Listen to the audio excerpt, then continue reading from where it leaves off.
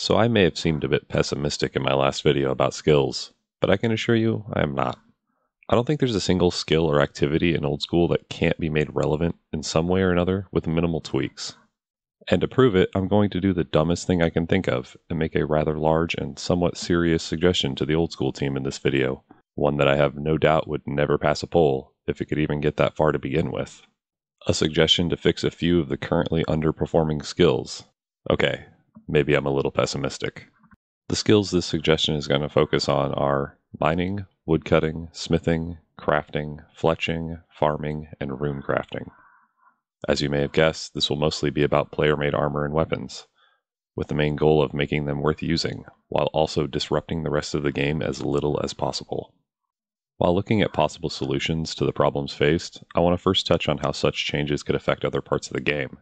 For instance, if a player could smith armor out of bars that was statistically identical to Torva, or craft ranged armor from hides that was equivalent to Masori, what effect would it have on them? Many players' first thought would probably be that it would tank the value of these armor sets, but is that actually true? Well, if we look at items already in the game, we might gain some insight, namely rune armor and gilded armor. Statistically, they're the same, yet gilded is approximately 226 times as expensive as of time of writing, showing there is value in the rarity of items.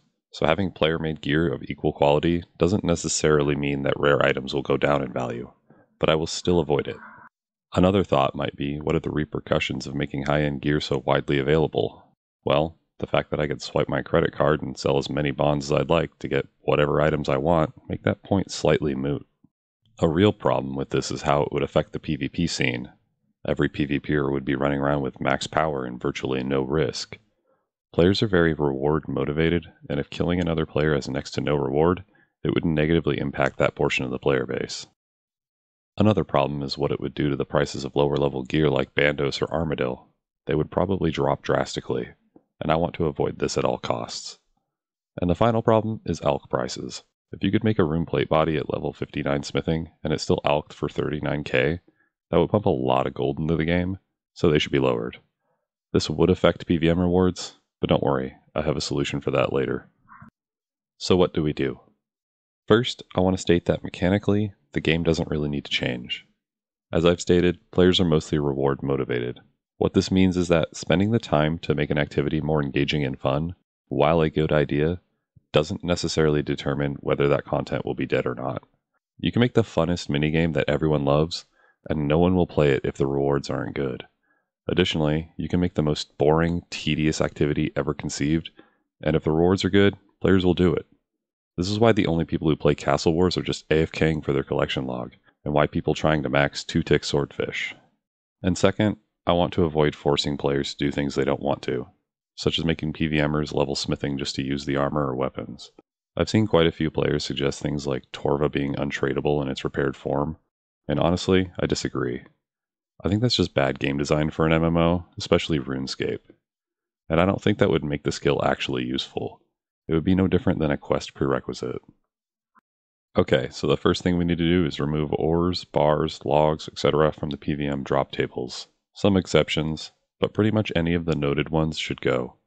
Don't worry, I've got a few solutions for replacing them later. Let's start with the easy ones, mining and woodcutting. First, we lower the level requirements for the current resources to make room for the new tiers of metal and wood, something along these lines. I know you can see where this is going, and yes, I did borrow the names of the metal from RS3's mining and smithing update, and yes, I know that alone would kill this update, but that was just for convenience of not having to name things, and it's not like any of this would actually happen anyways. And I'm not proposing we alter the actual game mechanics of the skills like they did.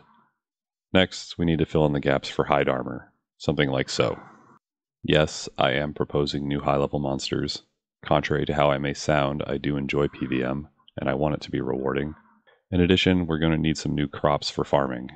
Using allotment patches, seeds could be dropped by monsters to help compensate PVMers for any loss in value of common drops. Also, I'm not good at naming things, so don't judge my crazy ideas based on that. Alright, we've gathered our materials, and it's time to get making. First, we need to process the bars with smithing at a forge, and cloth with crafting at a loom. Something like this. So we have everything we need for the next step, which would for the most part follow the classic way of producing gear. Smithing would take the bars to an anvil and make melee weapons and armor. Crafting would take the hides to get tanned and then use a needle and thread to make ranged armor. Fletching would use the logs to make short bows, long bows, and crossbow stocks. Additionally, runecrafters would take the cloth and catalytic runes to runecrafting altars to make magic armor. The melee armor would require a defense level equal to the specific tier to equip, and the melee weapons would require the attack level, with exceptions for items already in the game. Things such as rune weapons would still require 40 attack. The bows would require the range level. The ranged and magic armor would require the ranged or magic level, in addition to 50% the level in defense to equip. Exceptions for pieces that are already in the game, such as d'hide chaps, of course. In addition, crafting would gain the ability to make head slot armor for green d'hide and up. In exchange, they would lose vambraces for the 2 new tiers. I'm not a fan of coifs, I think they look derpy, so how about a nice Rambo-style headband instead? Also, let's fix the crossbow tier list while we're at it, and adjust them to the appropriate power level. Seriously, who made the current crossbow tiers? It makes me scream internally to see the level increments. Also, the wood required to make leather shields might need to be adjusted a little, but hardly anybody uses them anyways, so no big deal. Okay, so we have all of our weapons and armor. How powerful should they be? Like I said earlier, I don't want to destroy the PvP scene with super cheap gear, or crash the prices of current gear, but I also want the equipment to be worthwhile to make. So I have a solution. Using the new tier 90 gear as a baseline, the melee armor should fall somewhere around Barrow's gear defensively, with no offensive stats. I know that because of the way RuneScape's combat works, tank gear is almost worthless, but I'll get to that later. Melee weapons would be around Abyssal Whip levels of power. This might affect the whip's price a bit, but remember it would take 90 plus smithing to make an Elder Rune Scimitar, and 90 attack to wield it. Plus, significantly more players have 85 Slayer than 90 smithing, and the whip's not really worth that much these days anyways, so I think we should be fine. Next, the ranged armor should be around Blessed d'hide levels of defense, and slightly more powerful. They would require 5 more defense levels and 20 more range levels to use, and again, Blessed d'hide isn't really worth a lot, and it also has a prayer bonus, so I don't think this is a huge deal. Bows and crossbows should be around the crystal bow in terms of power, maybe a little bit weaker. And finally, magic armor should be around Aram's offensively, and maybe split bark defensively. Of course, this is just my opinion, so take that as you will. Additionally, to increase the value of the new items, they should require more materials and time to make. 2 times the materials and time for tier 60 and 70 gear, 3 times for tier 80, and 4 times for tier 90. Basically, everything including pre-existing gear should be updated to follow this table. Okay, so we have made somewhat useful items, while also not destroying the value of current items and wrecking the PvP scene. But we still have a problem. These items will just keep piling up, flooding the market and dropping their value down to basically high alch price. In addition, the melee armor is still pretty much useless. Don't worry, I have a solution for that as well. So RuneScape 3 has made some terrible, awful decisions that have completely destroyed what the game used to be, but I won't deny that they have had some good ideas over the years. For instance, in their mining and smithing update, they made smith's gear upgradable, turning them into stronger but degradable gear. A good idea, but their execution of this, however, I don't believe was that great. So I'm going to steal the base concept for it and throw out all the actual mechanics. First, we're going to need a new type of stackable item, with 1 item per tier level. I'm going to use the energies from Divination just as a placeholder, because again, I don't want to name things, and they have cool icons. I do not want Divination, it's not a real skill. These items would primarily be bought from a vendor for gold, but could also be added to monster drop tables of appropriate level to compensate for a loss in value from PVM due to all the changes I'm proposing. This is primarily meant to increase the value of gear while simultaneously serving as a gold sink. So, to upgrade an item, you would take said item along with the materials used to make it, as well as some of the energy of the appropriate level to a place you would normally make the item. Anvils for melee armor and weapons, runecrafting altar for magic armor, and anywhere for ranged armor and weapons. And upgrade them as if you were making a regular item. Crossbows are tricky due to needing logs and bars, so they should require half the amount of each, while requiring both smithing and fletching levels with a knife and a hammer at an anvil. Ranged and magic armor should require the full defense level to use when upgraded. And of course, upgraded melee armor should be power armor, so people will actually use it. Also, no upgrades for vambraces or any other item slot not mentioned. I think those are best left as rewards for other activities. Also, yes, I think the low-level stuff should be upgradable, and Iron through Rune should have their attack and defense levels raised to use the upgraded version. Iron being level 10, Rune being level 50. Low-level degradable gear would potentially be useful for killing a quest boss, or in PvP, but maybe it shouldn't be worth the cost just to train with. Finally, the last item to make are repair kits. These would require 2 resources and 2 energy to make, and some amount of runes for the cloth ones. They would be stackable and would be used to repair gear as it degrades. The amount it would repair would be based on the resources required to upgrade the item. So an upgraded Elder Rune chest would take 10 Elder Rune repair kits to fully repair, while an upgraded Banite scimitar would only require 6 Banite repair kits. Repairing equipment should be doable anywhere, so you don't have to stop what you're doing to find an anvil or armor stand. And both upgrading equipment and making repair kits should be terrible XP. It should give maybe 20% the XP per resource and take twice as long per action to make. This would prevent players from making them just to level up, as well as preventing their value from nosediving, and giving skillers a money-making method in the process. So how powerful should the upgraded items be? Well, personally, I think power creep in old school RuneScape should probably stop where it's at. No melee gear ever needs to be more powerful than Torva. But again, that's just my opinion, and a discussion for another day. So I would set that as an absolute maximum. But Captain Scrapbeard, I can already hear you typing. If you make it as strong as Torva, it will make Torva and other current items useless. 1. No, it won't. Rare items have value simply for being rare and looking cool. 2. None of the upgraded weapons should have special attacks, so spec weapons will be unaffected. 3. I didn't say they had to be that powerful, they just have to be close enough to make them worth using. And 4. This gear would be degradable, and I didn't get into how degradable they should be yet anyways. As for degradation, I think this stuff should be very expensive to use.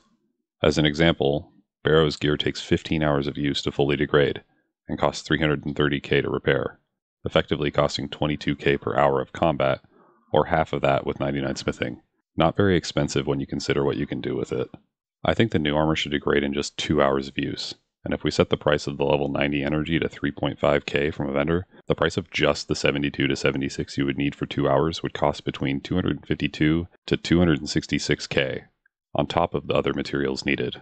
Of course, if that number is too high or low, the price and or degradation time could be adjusted, but it certainly makes even the price tag of Torva or Masori seem like a good investment in the long run, and that's the point. So all in all, would this piss a lot of players off? Yes, obviously. People will always be mad for one reason or another. It's just in our nature. Is it a perfect solution? No.